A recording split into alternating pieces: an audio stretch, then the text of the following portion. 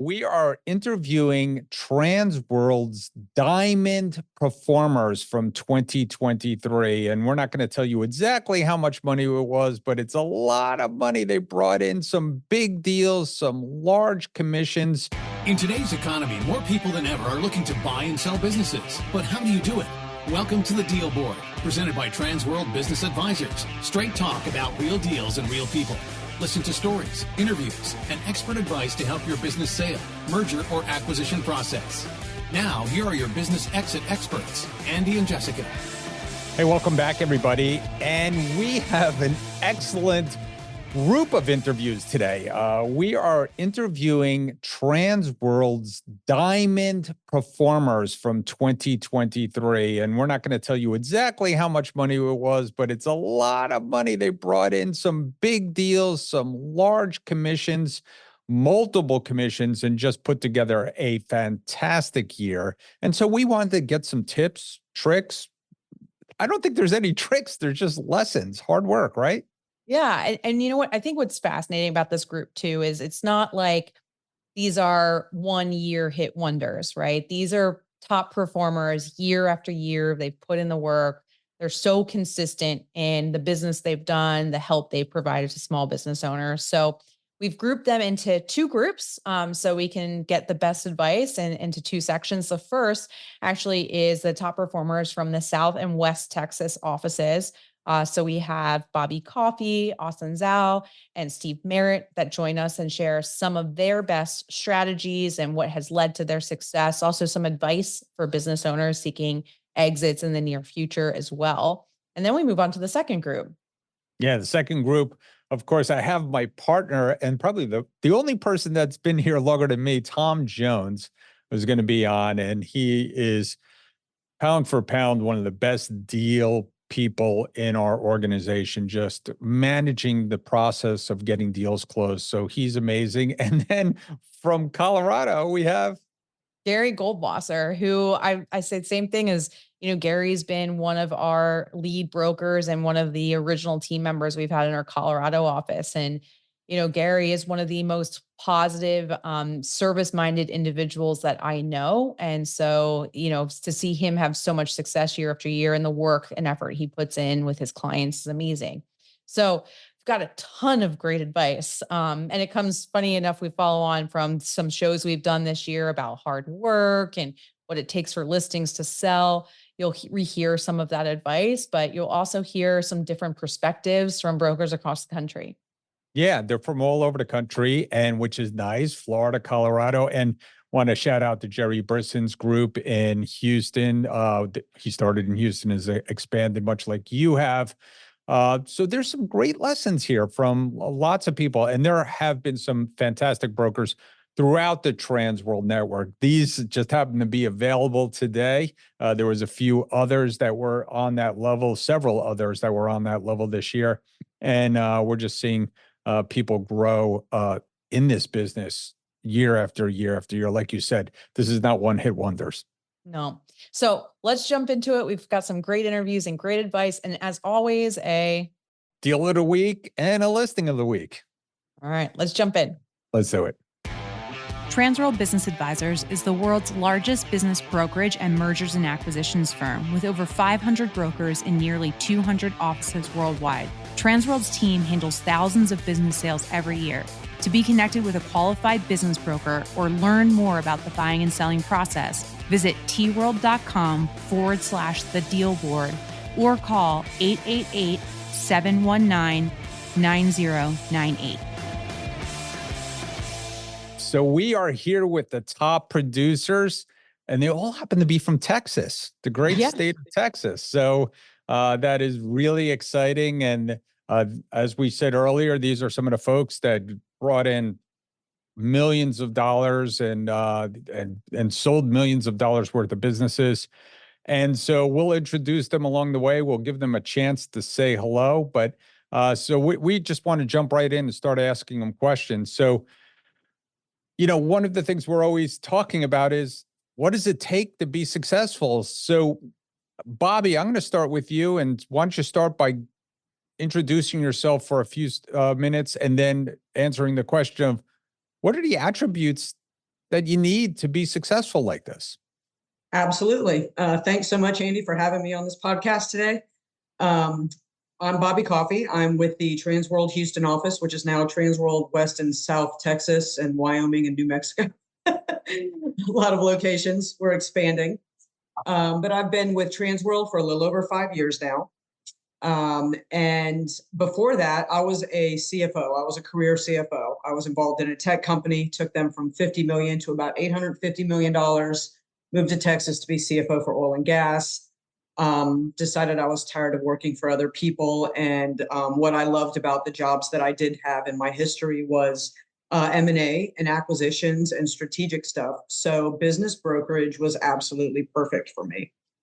But I've said it since the very first time I walked into the office in West Palm Beach for training, which is you guys do a fantastic job at training. It is so easy to do a poor job. And I used to be responsible for training a bunch of people. And so I know how difficult that is.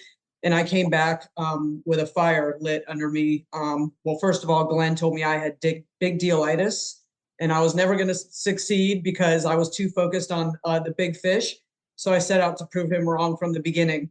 But I can attribute my success to honestly to this organization. And I'm not just saying that. You guys have a recipe for setting people up for success. And it doesn't mean that it just automatically happens. You've got to put the effort in. But there are processes, there's documents that we have in place. There's systems, the great CRM. So, you know, we've got a significant baseline to launching a successful career in this industry. And that's more than a lot of other folks can say who are in this business.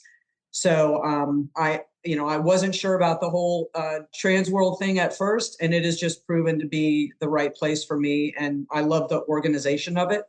And so, yeah, that's my story as far as that goes. That's awesome, Bobbi. And we did not coach you to say that, but No. but it is true. Everything that you said is true. And I think that every top broker and top producer across all the offices in Transworld would agree with you. And, congrats again on an amazing year, but really an amazing last 5 years of the work you've put in. You've really been demonstrative of that. So next, I want to go to Steve Merritt. Steve, you also had a rock star year. I'd love you to start off once again, just introduce yourself a little bit, but I want you to take us back and tell us about your first deal and what you learned from that, and then how that, affected your current success. Okay, great.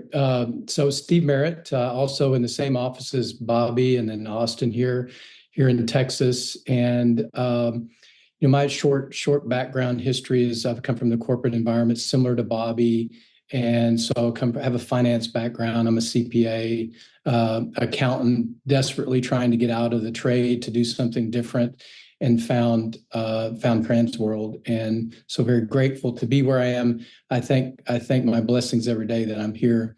But really, my first deal was it followed the pattern that they tell you, right? It takes on average 8 months to sell a business, and that's from the time you get that listing to really the close. And so that business was a freight brokerage business. It wasn't a big deal.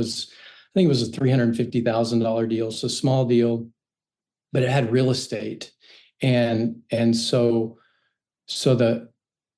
there was a lot of initial excitement that there was real estate, and I was taking my real estate license. I was studying to get my real estate license rather, and really towards the close of this, I was on the culmination of taking the exam, actually passing. But one of the things that they tell you at Transworld is to follow the process, take the classes, get the certifications. They matter. They make a huge difference in really just educating yourself through the entire process. And so one of those was sort of a lessons learned as well. So not such a grand story about the business brokerage or the freight brokerage company that I sold. It was an older couple that needed to retire, that happened to own the building that they were in.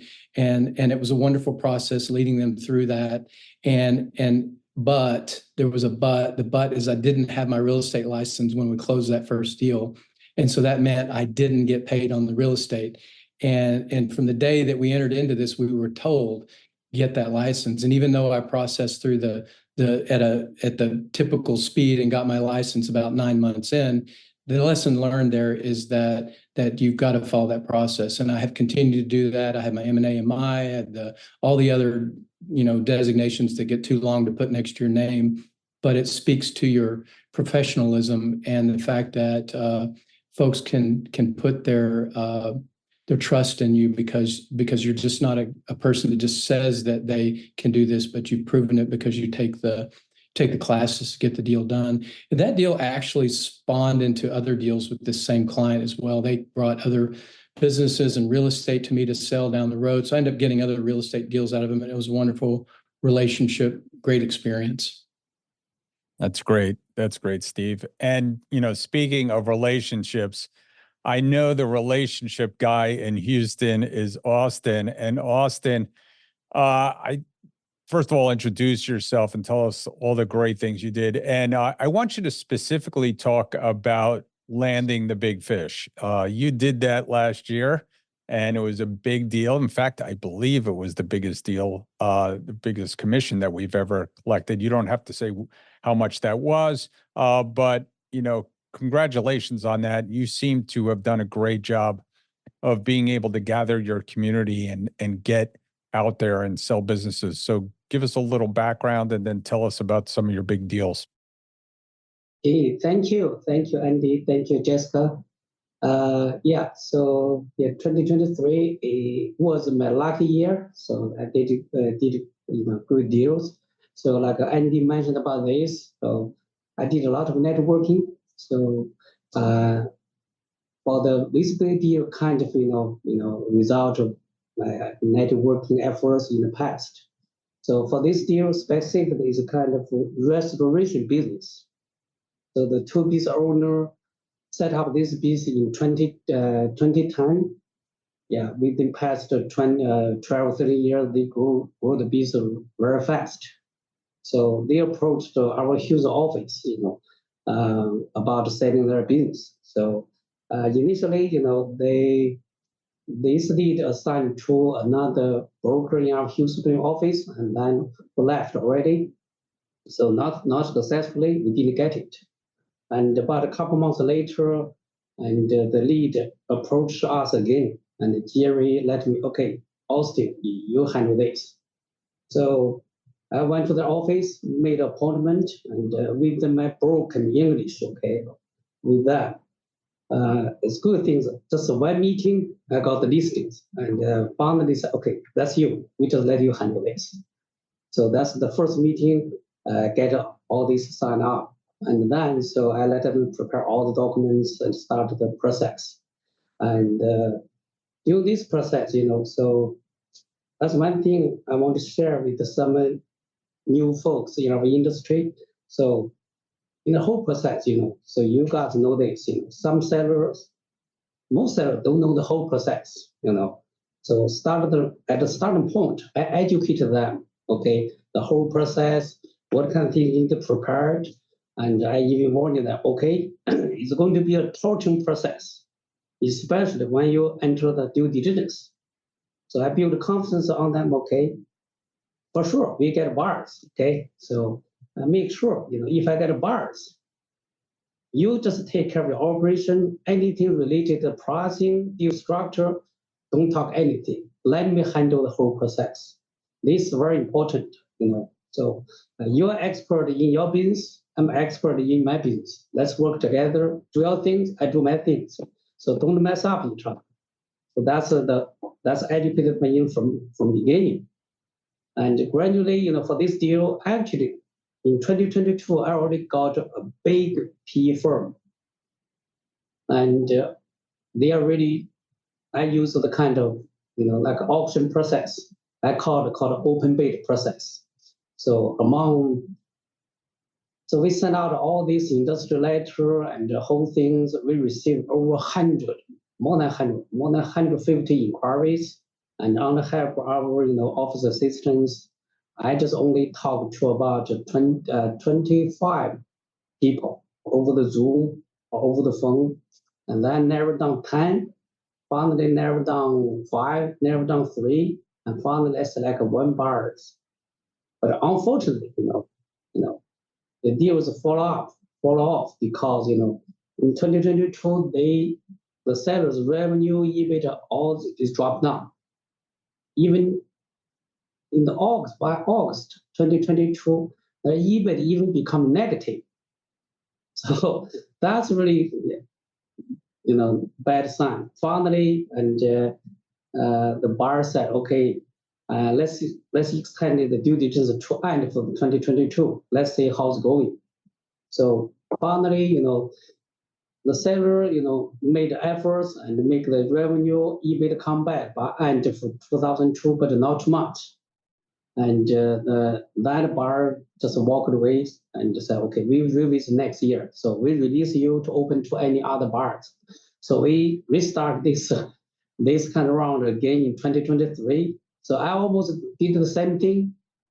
Finally, we select this buyer as a good buyer, and then we lock the deal and all the process. So, and no any retreat, very smoothly. And finally, we closed the deal by end of October, though we extended 1 month.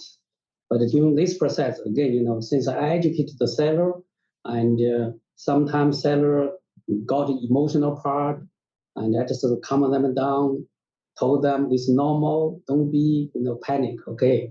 So if you want to close deal, be patient, okay? I don't want to pass any negative message to the buyer side, okay? So far everything's good. So good things about the two sellers, during this 1.5 process, we become friends. So I talk to them straightforward, they follow the advice. Finally, we close the deal very smoothly. So yeah, that's good things about this. Awesome. Well, I think Austin, that story demonstrates a few things. Like, one, how important it is to have a good advisor on your team, and one you've built a good relationship with and trust. That seller obviously trusted you to take them through multiple buyers, but also, being with a firm like Transworld where you have the network, right? So you said at the top, you had 150 buyer inquiries, right? So having that network, it's a numbers game, right? Start with a vast amount of numbers and narrow down to that right buyer for that company. So amazing story. Thank you for sharing. Next, I want to jump back to Bobbi. Bobbi, you talked a lot about following the system. And really what I'm curious about, Andy mentioned, we just did this whole podcast on hard work. And if anyone follows on social, we've broken it up into lessons, but you've been such an advocate of following a system and process, and that's what led to your success. What are some routines or regimens you routinely follow, whether it's personal or professional, that has built your success in your career as a broker? Sure. That's an interesting question because for me, it's a constant evolution. What I do today is certainly not what I did at the beginning and not even what I did last year. And I do make an effort at the beginning of every year, in anticipation of the new year, how am I going to get to the success that I had last year? Because I'm never satisfied with not doing better. So the better you do, the harder it is to sustain that, obviously. But, at my age, and I'm over 50, what's important is that you're always looking to improve. So I look at my processes and what I'm doing, and I'm constantly tweaking them. I've gotten very disciplined, for example, on how I handle buyers and making sure the wrong people aren't wasting my time. And sometimes that's difficult to tell because it can be a little surprising. People will surprise you, and also doing the same thing with sellers, and not being, I don't want to say I'm selective with sellers because that's not accurate, but I've honed myself to a point where I am very honest with sellers.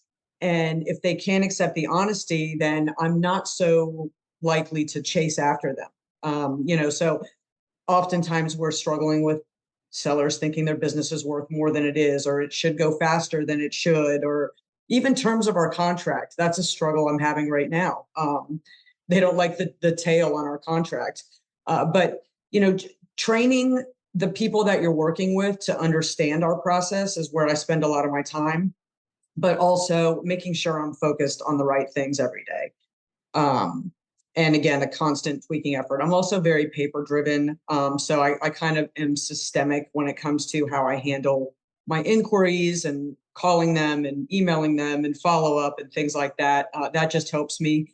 If you've got a popular listing, you can get 50 inquiries in a couple of days, and you've got to have a way to manage that. Currently, I don't have a virtual assistant, so I'm handling all of that independently, waiting on the new system to handle some of this automation for us, which I'm very, very excited about. But it's a constant, look at what you're doing, evaluate, is this working for me? And if it isn't, what can I do that is better? And talk to other people, talk to your peers and say, how do you handle this? You seem to be having no problem with this, but I'm struggling. And getting some feedback from your peers is also is helpful. We feed off of each other a lot in the Houston office. There's a lot of us running around over here. So get some advice from your colleagues on how they're handling things, but just don't stay the same. You need to constantly be tweaking what you're doing. That's great advice. And speaking of giving advice and seeking counsel, one of the big things that Jessica and I always talk about here on the deal board is valuation. And Steve, you mentioned earlier that you're a recovering CPA, which means that you never quite recover. You're always kind of have that hat on. And I just want to, hear from you. I think one of the biggest things that we have in our business is convincing buyers and sellers what the value of a business is. And not that we convince them, but we're trying to guide everybody to a place where they can have a meeting in the minds. So Steve, how do you approach that, when with your sellers and buyers about valuation? Well, so I would say, the most important thing that I tell my clients or my prospective clients is the basis upon which we come to the formation of the valuation of the company is singularly the most important thing that we do. And certainly it's important what they think what their value proposition is. But, I guess starting from the beginning, the resources that we have. So we have BVR, Business Resource Guide. I think I said that right. Deal stats and peer comps. And then there are many other resources that are provided, but there's a lot more that goes into it than just the numbers. It's understanding the business and all the different facets that the seller went through to create that business. And there's a lot of other things that add value. There's a lot of other things that take away value as well. But I take a pretty soft approach with my clients in terms of just listening, understanding, hearing their story, because that will build to the next step. I try not to rush into the valuation of it because oftentimes it's kind of trying to jump to the end. And so hear their story. Let me see your numbers, right? In a way that they feel comfortable with. Get those numbers in front of me. Give me some time to digest them. Let me come back to you and let's have a more meaningful conversation around those numbers. And oftentimes we'll invite those folks to the office and we'll throw the numbers up on the board. And if it's a bigger business, then I'll take a little bit more effort and run the number through deal stats as an example, where you all probably know there's tons of charts and graphs and such in there that we can reference them on and help them understand kind of, where they stand and where they stack up against their competition. And I'll tell the client, the best indication of the value of your business is what other similar businesses have sold for. And that information is not readily available on the open market. And so that we have that as brokers in this industry, access to that data. So I run across a lot of newer folks in our office that don't use those resources.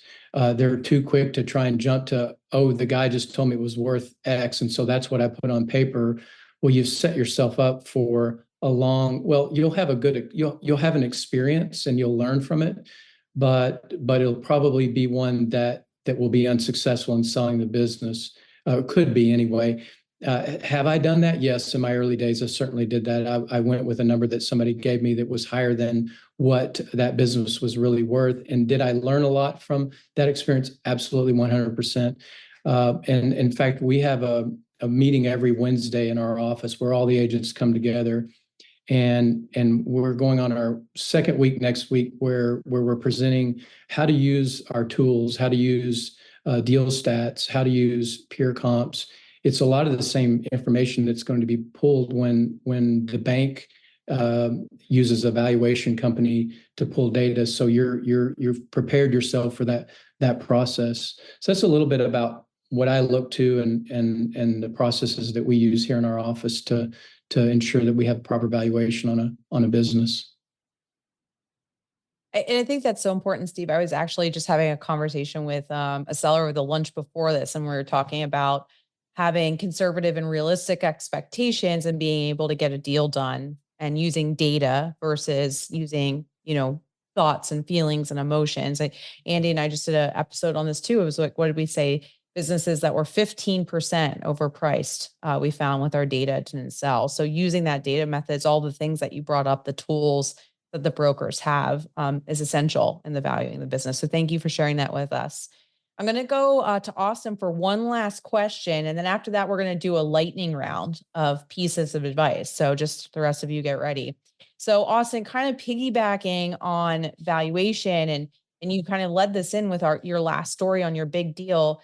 When it comes to due diligence, what do you think is the most important thing to look out for sitting in your brokerage seat? So like, what do you focus on in the due diligence process? This is a good question. And this kind of lesson we learned from very beginning.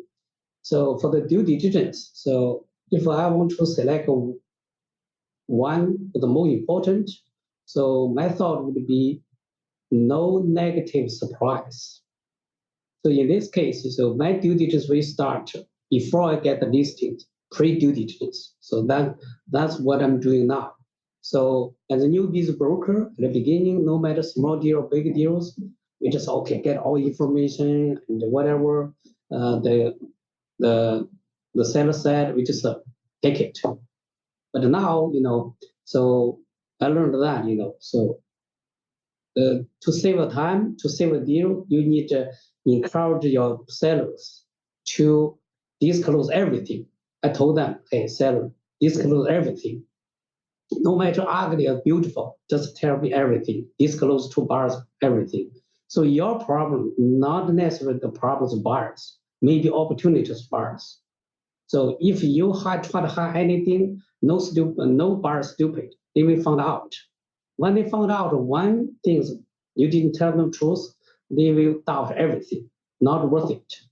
So in this case, so my due diligence, before the buyers jump in, I always try to do my best, ask a lot of questions, and let them give me the true answers.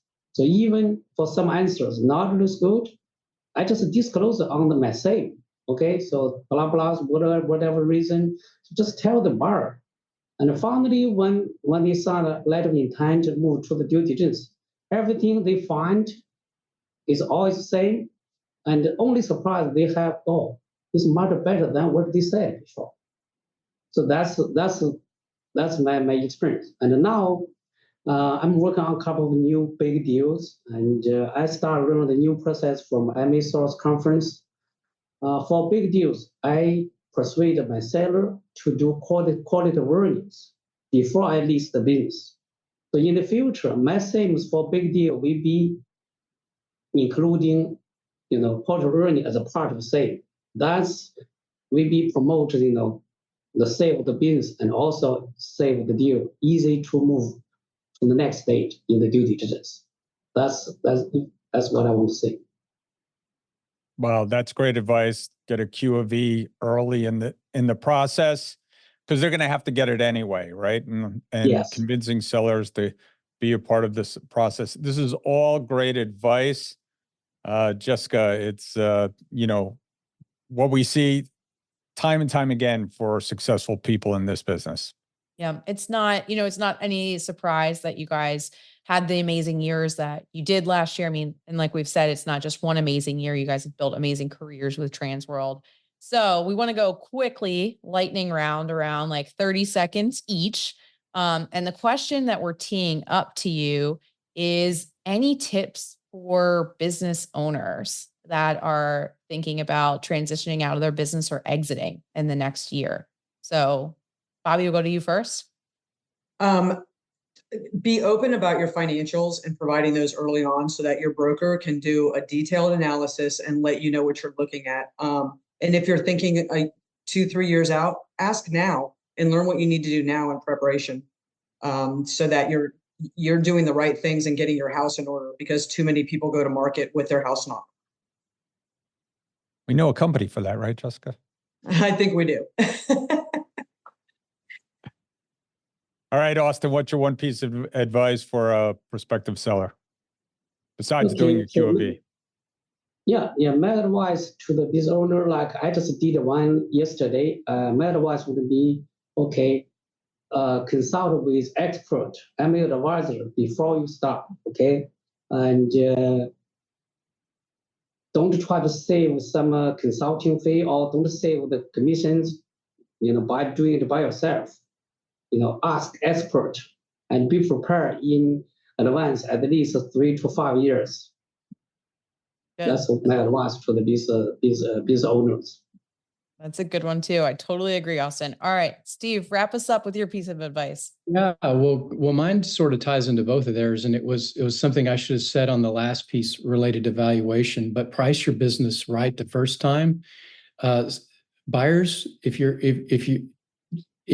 business is overpriced, oftentimes the buyers will just pass right by it and they won't look at it and they won't come back. So you've missed that opportunity for them to price it right, get an expert to value it, and go with the experts. That's all great advice. And these are 3 experts that had a fantastic 2023. Thank you all, not only for having a great 2023, but for coming on and spending time to help others learn more. So we really appreciate it. Thanks for having us. Hey, Andy, do you know what time it is? It's time for our deal of the week. Deal of the week. Sold. Hey, we're back, and it is Deal of the Week, and we're with Aaron Wills from Transworld Business Advisors of DFW. And Aaron, you closed a nice deal? Yes, sir. Tell me about it. We did a smash and grab not too long ago. It was a window glazing company, and it was a very interesting deal. The owner was 82 years old, living in an assisted living place, and had a curfew of 4 o'clock in the afternoon to get home. And the unique part, and he still owned the business. He did. It was kind of his family's legacy. Started out over 40 years ago. All the family bought into it, and he wound up buying all of his family out. He and his wife owned it. And it was kind of the last thing that he had. His wife passed away back in 2016, and just kind of held on to it and cherished it. And then life happened, and his son became his power of attorney. And then we had the opportunity to try to sell it. Wow. Very interesting situation. All right. So you found the buyer and got the deal done. How much was it? The deal actually was just $125,000. And it was really interesting. We found the buyer because he was a walk-in customer, and he had a vertical business doing contracting and window repair. And so we got to speak with him. He wanted to have a family legacy business similar to the seller, but his brothers kind of couldn't see eye to eye. We had to pivot, brought in another partner at the last minute to close the deal. But it just goes to show that if you just pay attention to what's going on every day, and just really holding on to every moment, you can find your answers right in front of you. The deal took less than 90 days from the time we listed it to close it. Excellent. So great deal. Obviously, you have more options here at Transworld, and because we have a lot of people in the pipeline that are looking to buy deals. So if somebody wants to sell a deal, what's the best way to get in touch with you? The best way to get in touch with me would be through email, awills@tworld.com, AWILLS@tworld.com, or even on my office line, 817-725-7221. If you got a service-based business, it's really kind of my wheelhouse, and great to talk and help you out. Excellent. Thanks for coming on today. I appreciate it. All right, so we're back again with part 2 of our interviews of our diamond producers. And we're really lucky with this group because we've got 2 very close colleagues and confidants from both mine and Andy's offices.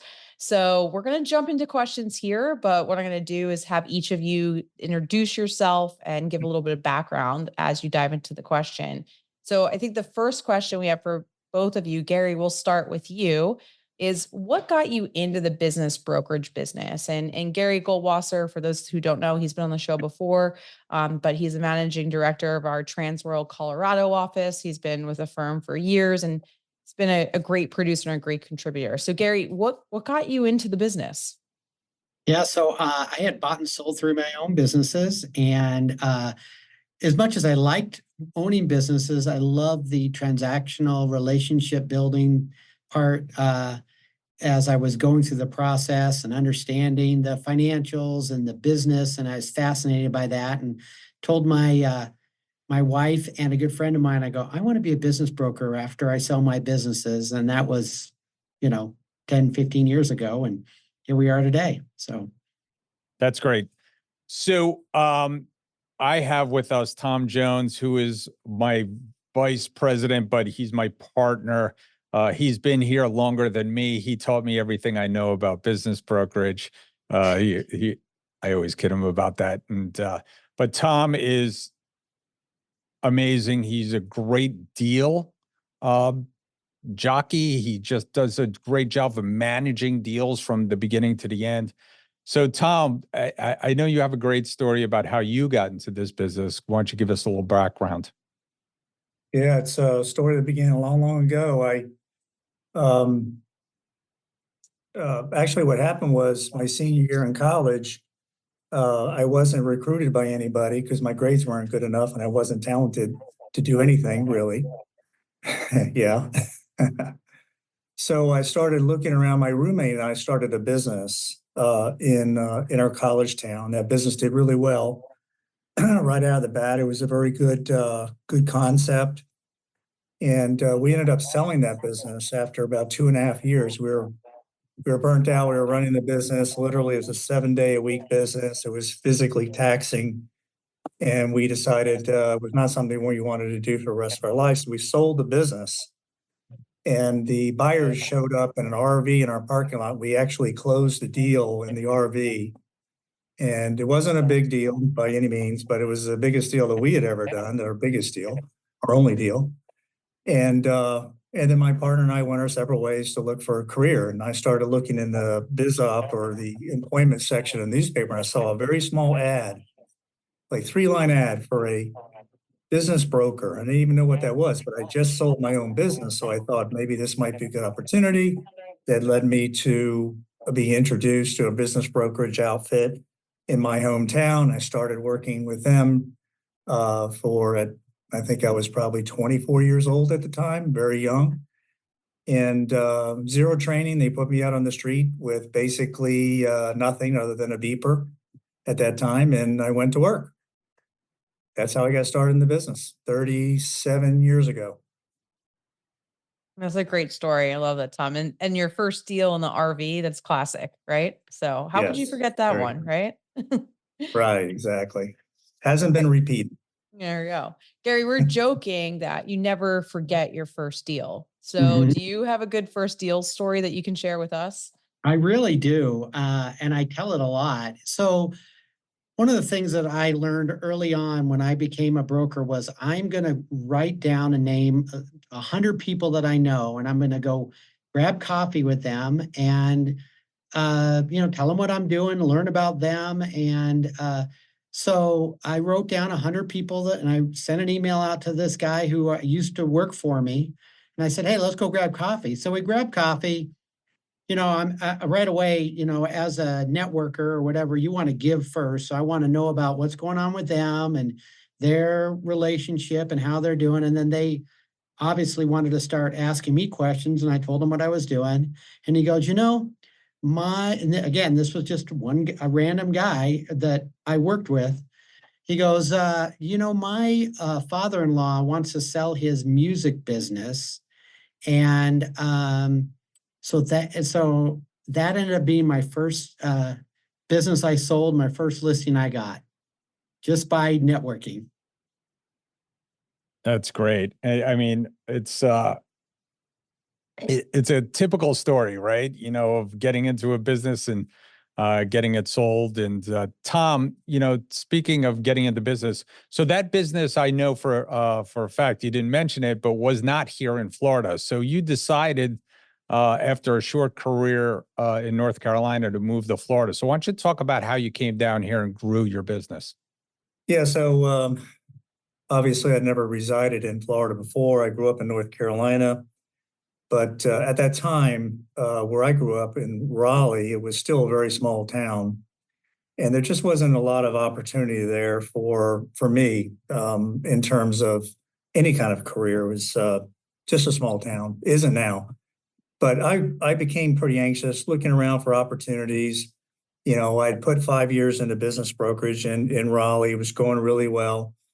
But I felt like I needed to have more. So just by happenstance, I picked up a copy of Inc. magazine, and I think in 1990, the volume that I was looking at, the magazine I was looking at, the front cover of Inc. magazine that month was the fastest growing economy in the country was Fort Lauderdale. It had a big picture of the beach and the skyscrapers in the back and whatnot. And it just clicked with me. And I said, that's where I want to go. So I literally told my friends that I was going to be moving to Florida. They asked me, well, do you know anybody? I said, no. Do you know where you're going to go or work? And I said, yes, I'm going to go to Fort Lauderdale and I'm going to go into business brokerage. And that's exactly what I did. I showed up here and had pretty much everything I owned in the back of my car and still in my 20s, and found an office and just started going to work. That's how I got started. Ground up. I love it. I love it. I thought you were going to say that Transworld was on the front cover of Inc., but Andy wasn't running it at that point too. No. So yeah, but yeah, but Fort Lauderdale is awesome. Gary, I love that you introduced the top 100, because I know you teach all new brokers that, and we teach that too at our office now. But, you know, what else do you attribute to your success over the years? I mean, yes, the Diamond broker this year, but this is not your first time Diamond, nor will it be your last. What do you attribute to your success? So I always say there's a lot more smarter people out there, but no one's going to outwork me. So I just work hard every day, and whatever that level of, a lot of people say they work hard, they need to know what that next gear is. And I'm driven. I've got leadership that is driven, that keeps me motivated. And, I'm constantly working 24/7. This business is 24/7, because you could be out to dinner on a Saturday night, and the next thing you know, you're talking to a business owner. They're everywhere. And so telling everybody what you do and outworking your competition, we talk at our office about second shift, and it's, you eat dinner and then you're back on the computer working recasts or doing emails or working on buyer profiles at 6, 7, 8 o'clock at night. And we're talking amongst our brokers in our office and calling them, hey, and everybody picks up the phone at 7 or 8 or 9 o'clock at night, because we're all so enthusiastic and we have got great culture. And, I just keep working hard and just working hard. And then the most important thing to me is networking. And so you just can't talk to enough people and tell them what you're doing. So I spend 3/4 of my day networking. Well, that's obviously working, and that has worked from day one. Is networking is always king, and that's the magic in this business, when you get the ability to get referrals from your inner circle. And if you make your inner circle bigger, that's even better. So some things haven't changed since the beginning. We started in this business, Tom, 30 years ago, at Transworld together 30 years ago. So what has changed? What are some of the improvements or things that you're leaning on now that you know has made your world a little bit easier? Well, what has changed in the business is the awareness of the role that business brokers play in the sale of businesses, the buying and selling of businesses. That has changed tremendously from when I first started in this business, which I believe it wasn't the infancy of this industry, but it was certainly, close to it. Today, there's so much, there's much more awareness in the marketplace as to our role and the importance of our role in helping people facilitate the buying and selling of businesses. So that's in terms of, what's changed in the industry that's most significant to me that I've noticed, and the benefit of having been in the business all these years. That's what changed, and it's to the positive. In terms of the tools that we have in this industry, again, all the years I started this business before fax machines, and it's sad to admit that, but it's true.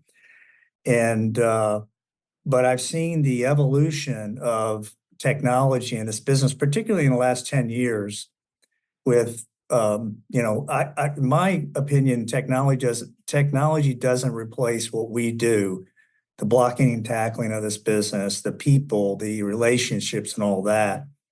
What technology is for me is the tools that help me become much more efficient, faster, better, more accurate, all those types of things. And so I made, as things as simple as Excel. When I first started this business, it really wasn't, I don't think we even had Excel. I knew that was going to be a very important tool for me. I had to learn it. So I just simply hired an Excel coach. Did a few classes, and I became pretty proficient in Excel, and it's been a tremendous tool for me. DocuSign, all those things that we're utilizing now is making our business so much more efficient, where we can make more money. I'll tag on to Tom real quick. It also allows the scalability too for us to grow as brokers and offices, is to be, processes and understanding technology and all of that to scale our business. People say, well, how do you get everything done? If I didn't learn those things like what Tom's learning, I wouldn't be in the position to scale my business and grow it. Yeah, it's a really good point. And it's about, I think our business continuing education and continuing development is so important. I think also we sometimes forget it's also working on just our basic skills and tactics and the tools. Like, Tom, I think it is innovative to hire an Excel coach because you knew that was going to be a tool that we were majorly relying on in the future. And there is more tools like that now too. Gary, I want you to talk a little bit about on the marketing side, because I'm so grateful that people know the role that business brokers play now, but it's also opened up a different avenue of now marketing and virtual networking. Gary, you're such a great networker, but now networking's gone online, and there's been a need for social media and personal branding. How have you woven that into your practice? Yeah, I sat and I tried to figure out, what can we do? We need to add value, and we need more education around business brokerage, about buying and selling businesses. When I see people say, well, I'm just closing my doors, I'm like, you didn't give it a chance to see if we could sell it. And I see them going out of business. I'm like, wait a second. So I've really focused in on education, how to buy a business, how to sell a business, what's the journey like, what happens after the sale for the buyer, what are the things they need to do, what are the things they need to learn. And so I've really tried to brand myself as, I don't want to say expert, because I don't think I'm ever going to be the expert, but just brand myself as someone that understands the industry and can help guide and give you tools to navigate business, buying and selling a business. Yeah, that's great. And, I always marvel at Tom because, again, he's cool and collected in these deals, and these deals often get hot. And not that they get hot, but it sometimes, Jessica and I were literally talking about this on our break about how do we convince sellers of their valuation is too high, or how do we convince buyers that they have to do something like pledge a house or sign personally in a lease. And Tom, you always seem to have a great way of dealing with people inside of a deal. So how do you navigate that? Is it what Gary just said? You have to become a trusted advisor? Yeah, I think that's a big part of it. And that takes time to develop with your client. Remember, you start these relationships off with your sellers, and buyers, but mostly sellers. It takes time to build that trust and confidence. Once you have it though, you can accomplish a lot. You have to obviously know what it is you're talking about, know your product, study it well, educate yourself. And then you can, it takes a little time to change your seller's expectations, to get them to understand why it is that the market is not going to meet their initial asking price or expectations or terms. Lay it out for them. In this business, I find that brokers become probably too educated in terms of what they know. And we always have to keep in mind that business owners, in many cases, this is the first business they've ever sold. They don't use terminology that we use. They haven't been through training like our agents have been through. They need to have this information laid out in front of them in a way that they can understand, kind of dumb it down, so to speak. And I find once you do that, you can really gain a lot of ground with them in terms of changing their expectations. And then the market's got to speak. You're out there, the market's going to react to the deal or not, and you just need to present that to your seller and with the facts, and continue to apply gentle pressure on them to get them to a place in their mind that they can get a deal done. Yeah, because that's eventually what it's all about, getting a deal done, right, Jess? Well, that's all everybody wants on the deal team, right? Buyer, seller, brokers, lawyers most of the time, right? I think there's patience too that needs to be involved, and it sounds like Tom is really good at that. You have to be a patient person because there's roadblocks and hurdles, and you just have to be calm and nimble and be flexible and be patient. Yeah. So we'll wrap it up with one last question for both of you. Tom, I'll actually go to you for this one first. But so what piece of advice would you give to new brokers entering into this career path in 2024? That's such an easy question for me to answer. It's as simple as this. Focus on inventory. Focus on getting listings. And that means do everything that you can, that you're capable of doing, following the program. Networking is extremely important. It's probably the area that I failed the most at when, in the first probably 10 or 15 years in my career, until Andy finally grabbed me by the ear and made me get out and do some networking. But that's where I think you're going to get the most bang for your buck. You're going to really, and you're going to get the better business that way, the better listings. But follow the program, be devoted on a weekly basis, setting up goals and making sure that no matter what you do, that you meet or exceed your goals. When I speak of goals, I mean, my goals were very simple. I wrote on my calendar every week on Monday, I was going to have 3 seller appointments and I was going to get 1 listing every week. Some weeks I went without a listing, but I always made up for it in following weeks by doubling up or tripling up. If you just do that, you're going to have at least 50 something listings throughout the year, possibly more, likely more. And you're going to do extremely well in this business. You're going to have the inventory. Your shelves are going to be full. Buyers will come and you're going to be successful. It's no more difficult than that. And I I think I try to emphasize that when we have the new franchisees in for training. It's what I leave them with every time I have training with them. I tell them just keep it as simple as possible. It is really that simple. Get inventory. Yeah, I know for a fact because Tom made me fill out my goal sheet and help me, and I think I still have the goal sheet back in that drawer just for ha-has. But Gary, I mean, I know you want to talk about networking too, but what's one piece of advice that you would have for new brokers? Well, I just say you gotta want to work hard. If you put in the time and you put in the activities, whatever that means, it could be, there's more than just one marketing strategy. Networking's one. Is it direct mail? Is it drop letters? Is it radio? Is it email blasts? Whatever those are, you should have more than one activity, but you just need to have a ton of activity up front, which will drive the seller opportunities and then drive the marketing agreements.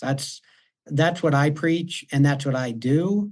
And probably like Tom, the phone rings more my way now than me going out, just because of all that hard work that we've laid down over the years. Yeah. Well, you guys are both incredible examples of success in our industry. You're leaders in the Transworld brand. You both train and develop new brokers. So I've learned a lot. I've heard you both teach. I mean, Tom, you trained me too. So I'm hearing those goal setting messages again, but want to thank you both for joining us and congrats on an incredible 2023. And I'm sure it'll be another repeat for 2024. Thank you very much. Thanks for having us. Hey, Jessica, you know what time it is? Money time? Almost. It's time for listing of the week. Hi, I'm Beth Chea. I'm a broker with the Transworld Boston office. I have a new listing that is for a franchise sandwich shop that is in the New England market. There are 2 locations that are in Maine and one that is in New Hampshire. We have an asking price for $1,050,000. There's a lot of opportunity in this franchise concept in the New England market. So to get these as a starting point is a great opportunity. The seller has unfortunately come down with an illness, making him less able to manage the operations. So we are looking to sell as soon as possible. Best way to reach me to discuss further is through my email, which is bchea, CHEA @tworld.com. Thank you. Thanks for tuning into the show today. If you like the podcast, share it with your friends on social media. And don't forget to subscribe and leave us a review on your favorite podcasting app. If you have questions, would like to appear, or have suggestions for topics for the show, get in contact with us through our website, thedealboardpodcast.com.